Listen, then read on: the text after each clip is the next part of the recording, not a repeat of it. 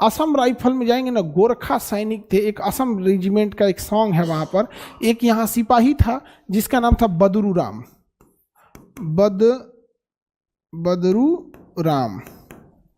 बदरू राम एक सिपाही था, बदरू राम नाम का एक सिपाही था।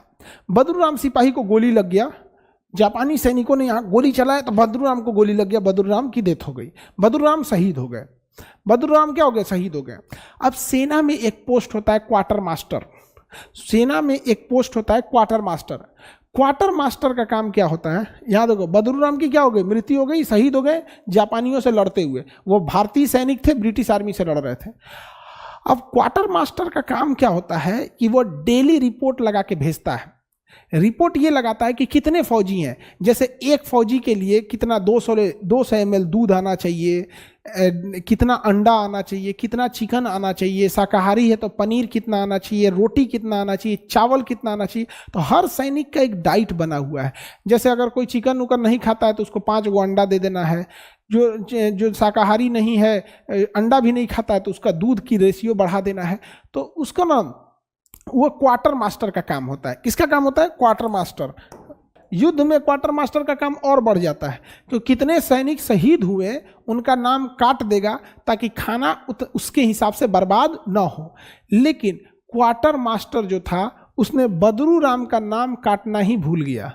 क्वार्टर मास्टर बदरू राम का नाम काटना ही भूल गया, जिस वजह से जो पीछे की सप्लाई लाइन थी वो बदरू राम के हिसाब से भी खाना भेजती थी, बदरू राम के हिसाब से भी खाना भेजती थी। समझ में आ गया कि नहीं आ गया?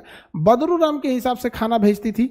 और ये लड़ाई जो थी लगभग बदरू राम के शहीद हुए 20 दिन हो गए थे, और 20-25 दिन से बदरू राम के हिसाब से उतना गेहूं आ रहा था, चावल आ रहा था, रोटी आ रहा था, ब्रेड आ रहा था, अंडा आ रहा था, दूध आ रहा था, चिकन नॉनवेज जो भी चीज़ आता है, जो खाना जो उस समय का रोटी उसके हिसाब से आ रहा था।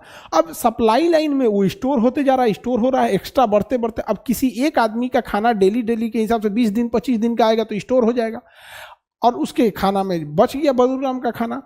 तब तक जापानियों ने यहाँ से घेर के सप्लाई काट दिया। अब भारतीय सेना जो यहाँ थी, जो अंग्रेजों की ओर से लड़ रही थी, घिर गई थी चारों ओर से जापानियों। खाने को ही नहीं था। तब जाके खाना सप्लाई पहुंचा 10 दिन बाद। 10 दिन तक कोई भूखे रह सकता है? नहीं। तब देखा गया सप्लाई लाइन में, अरे खाना बचा हुआ है, गेहूं है, चावल है, अंडा रखा हुआ है, पनीर रखा हुआ है, ये किसका है?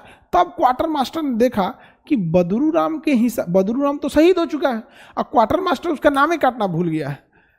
तब 10 दिन तक भारतीय सेना उस बदरू राम का खाना खा के जिंदा थी, और उसके बाद जब सप्लाई लाइन आया तब ये लड़ाई लड़े।